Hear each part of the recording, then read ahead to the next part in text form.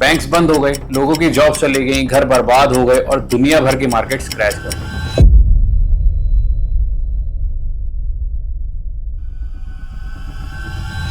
दोस्तों, क्या आपको पता है आज से लगभग 15 साल पहले दुनिया एक ऐसे इकोनॉमिक तूफान से गुजरी थी जो लोगों के लिए एक नाइटमेयर बन गया था। दी 2008 फाइनेंशियल क्राइसिस। इसने सिर्फ अमेरिका को ही नहीं बल्कि पूरी दुनिया को हिला के रख दिया था।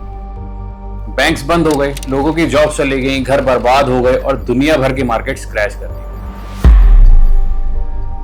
लेकिन सवाल यह है, क्या ऐसा कुछ फिर से होने वाला है? क्या 2025-26 में हम एक और फाइनेंशियल सुनामी की तरफ बढ़ रहे हैं? आज की इस वीडियो में हम इसी को समझेंगे।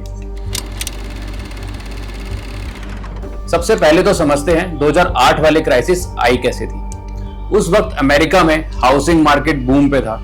घर लेना लोगों का सपना नहीं, रूटीन बन गया था। बैंक्स ने लोगों को घर लेने के लिए आसानी से लोन देना स्टार्ट कर दिया, इवन उन लोगों को भी जिनकी क्रेडिट हिस्ट्री खराब थी। इन लोन्स को बोला गया सब प्राइम मॉर्गेजेस। अब हुआ क्या? बैंक्स ने इन सब प्राइम लोन्स को एक जगह बंडल किया, फाइनेंशियल प्रोडक्ट्स बनाए जैसे कि CDOs, कोलेटरलाइज्ड डेट ऑब्लिगेशंस, और ये प्रोडक्ट बड़े इन्वेस्टर्स को बेच दिए। सबको लग रहा था रिस्क कम है, रिटर्न हाई है, तो चलो परचेज कर लेते हैं। ये पूरा सिस्टम एक बबल बन गया था और जैसे ही लोग अपने लोन्स का रिपेमेंट नहीं कर पाए ना, ये बबल फूट गया। हाउसिंग प्राइसेस गिरने लगे, CDOs की वैल्यू 0 हो गई। फिर आया वो दिन 15 सितंबर 2008 जब लेमन ब्रदर्स कोलैप्स कर गया और उसी दिन दुनिया समझ गई गेम ओवर। उसके बाद जो हुआ वो हिस्ट्री है। US स्टॉक मार्केट क्रैश हो गए, ग्लोबल मार्केट्स पैनिक में आ गया, बिजनेसेस ने हायरिंग बंद कर दी, लोगों की नौकरियां चली गई, बैंक्स ने लोन देना बंद कर दिया, ट्रस्ट सिस्टम से निकल गया था।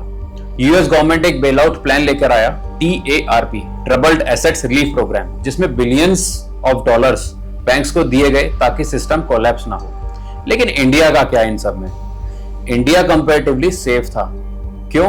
पहली बात, हमारा बैंकिंग सिस्टम कंजर्वेटिव था। RBI ने रिस्की लैंडिंग प्रैक्टिसेस को अलाउ ही नहीं किया।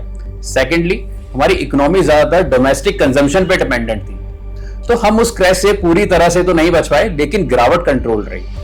RBI ने लिक्विडिटी बढ़ाने के लिए रेपो रेट कट किया, फिस्कल स्टिमुलस पैकेजेस दिए गए। मार्केट्स ने 2009 के एंड तक थोड़ा बहुत रिकवरी करना स्टार्ट भी कर दिया था। अब सवाल यह है, क्या वैसी सिचुएशन फिर से हो सकती है? आज भी कुछ अर्ली सिमिलर साइंस हैं, जैसे कि tech layoffs across Google, Amazon, Meta. China की एवरग्रांड और कंट्री गार्डन जैसे रियल एस्टेट जाइंट्स डेब्ट में डूबे हुए हैं। ग्लोबल इंटरेस्ट रेट बढ़ रहे हैं। US स्टूडेंट्स लोन बबल भी एक टिकिंग टाइम बॉम्ब है। क्रिप्टो कोलैप्स ने भी ट्रस्ट को थोड़ा शेक किया है। और सबसे इंपॉर्टेंट, बैंकिंग सेक्टर में ट्रस्ट इश्यूज फिर से उभर रहे हैं। 2023 में सिलिकॉन वैली बैंक कोलैप्स हुआ, फिर क्रेडिट स्यूज को भी UBS के अंदर जाना पड़ा। ये छोटी छोटी लेमन टाइप ट्रेमर्स हैं, पर हाँ, 2008 के बाद रेगुलेशंस इंप्रूव भी हुए हैं।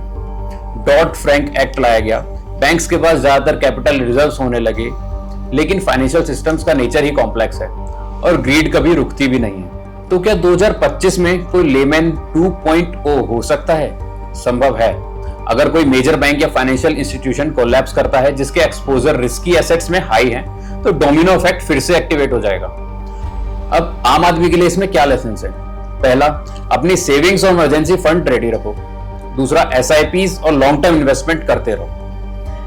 हाई इंटरेस्ट रेट लोन से बचो। चौथा, जॉब स्किल अपग्रेड करते रहो।